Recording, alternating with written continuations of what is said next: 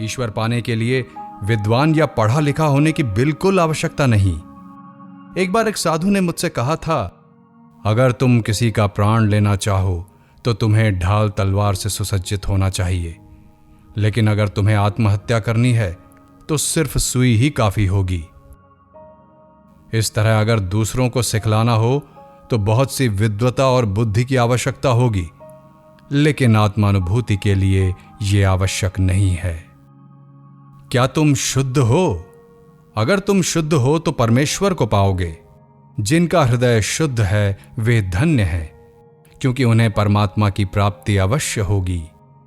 लेकिन अगर तुम शुद्ध नहीं हो तो फिर चाहे दुनिया का सारा विज्ञान तुम्हें अवगत हो, परंतु फिर भी उसका कुछ उपयोग ना होगा। जो किताबें तुम पढ़ते हो उसमें चाहे खुद को तुम गाड़ डालो, परंतु फिर भी कुछ फायदा ना निकलेगा। वो हृदय ही है जो अंतिम ध्येय तक पहुंच सकता है। इसलिए हृदय की ही उपासना करो। बुद्धि द्वारा अगम्य विषय शुद्ध हृदय ही देख सकता है, वो स्फूर्तिमय हो जाता है। हृदय वे बातें जान लेता है जिसे तर्क कभी नहीं जान सकता। और अगर शुद्ध हृदय और बुद्धि में झगड़ा पड़े तो तुम अपने शुद्ध हृदय की ही सुनो, भले ही तुम्हें हृदय का कथन तर्क विरुद्ध मालूम हो। जब हृदय परोपकार करने की इच्छा करे तो बुद्धि तुम्हें बतला सकती है कि ऐसा करना अविचार है, लेकिन तुम हृदय की सुनो और तुम देखोगे कि बुद्धि की सुनकर तुम जितनी गलतियां करते हो उससे कम गलतियां करोगे। शुद्ध हृदय ही सत्य के प्रतिबिंब के लिए सर्वोत्तम दर्पण है। इसलिए यह सारी साधना हृदय के शुद्धिकरण के लिए ही है, और ज्यों ही वो शुद्ध हो जाता है त्यों ही संपूर्ण सत्य उसी क्षण उस पर प्रतिबिंबित हो जाता है। अगर तुम्हारा हृदय काफी शुद्ध होगा तो दुनिया के सारे सत्य उसमें आविर्भूत हो जाएंगे। जिन मनुष्यों ने दूरबीन, सूक्ष्म वस्तुदर्शक यंत्र या प्रयोगशाला तक कभी न देखी थी, उन लोगों ने कई युगों के पूर्व सूक्ष्म भूतों, मनुष्य की सूक्ष्म ग्राहक शक्तियों और परमाणु विषयक महान सत्यों का आविष्कार किया था। यह कैसे हुआ था? वे ये बातें किस तरह जान सके थे? ये ज्ञान उन्हें हृदय के बल पर ही हुआ था। उन्होंने अपने हृदय को शुद्ध बनाया था। अगर हम चाहें तो आज भी वही कर सकते हैं।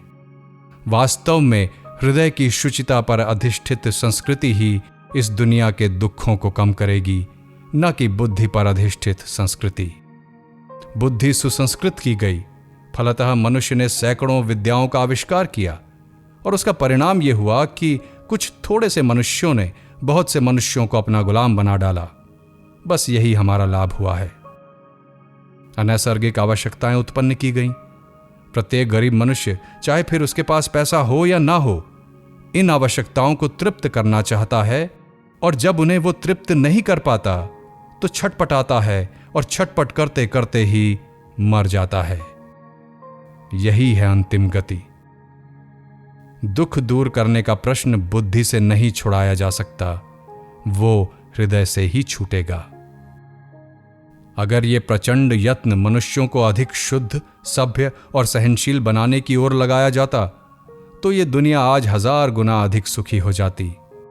इसलिए सर्वदा हृदय अधिकाधिक पवित्र करो, क्योंकि भगवान कार्य करते हैं हृदय द्वारा और तुम अपनी बुद्धि द्वारा। अगर तुम बुद्धि को साथ लेकर आओगे तो बुद्धि की कुछ कुलाटें खाने को तुम्हें मिल जाएंगी, कुछ तार्किक सिद्धांतों की तुम्हें प्राप्ति होगी, लेकिन सत्य दर्शन ना होगा। सत्य का स्वरूप ऐसा है कि जो कोई उसे देखेगा उसे एकदम पूरा विश्वास हो जाएगा। सूर्य का अस्तित्व सिद्ध करने के लिए मशाल की जरूरत नहीं होती, वो स्वयं ही प्रकाशमान है। अगर सत्य को भी सबूत की आवश्यकता हो तो उस सबूत को फिर कौन साबित करेगा? इसलिए धर्म की ओर हमें प्रेम तथा आदर युक्त भावना से झुकना चाहिए। फिर हमारा हृदय जागृत हो उठेगा और कहेगा, ये सत्य है, वो सत्य नहीं है। धर्म का क्षेत्र हमारी इंद्रियों के अतीत है, हमारे द्वैतात्मक बोध के भी परे है। परमेश्वर इंद्रियों द्वारा कभी ग्रहण नहीं किया जा सकता।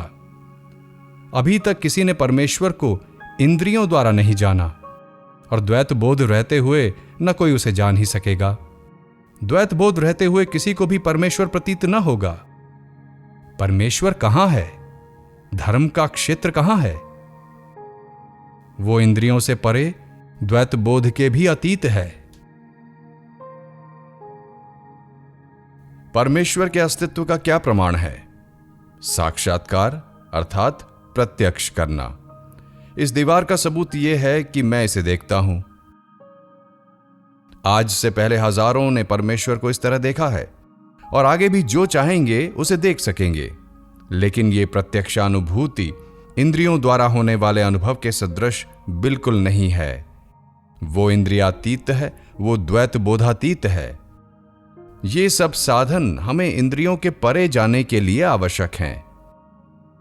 अनेक प्रकार के कृत कर्मों तथा बंधनों से हम अधोगामी हो रहे हैं।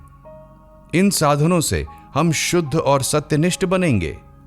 बंधन स्वयं ही टूट जाएंगे और हम इस इंद्रिय गम्य जगत से, जहां कि हम फंसे पड़े हैं, ऊंचे उठ जाएंगे और फिर हम वो देखेंगे, वो सुनेंगे, उसका अनुभव करेंगे जिसे कि मनुष्यों ने तीनों अवस्थाओं में, जागृत, स्वप्न, सुषुप्ति में न कभी देखा है, न सुना है और न कभी अनुभव किया है। फिर हम मानो कोई नई ही भाषा बोलेंगे और दुनिया हमें नहीं समझ सकेगी, क्योंकि इंद्रिय ज्ञान के सिवाय उसे और दूसरा ज्ञान नहीं है। सच्चा धर्म पूर्ण रूप से द्वैतातीत है। विश्व में रहने वाले प्रत्येक जीव में इंद्रियातीत होने की शक्ति सुप्त भाव में रहती है।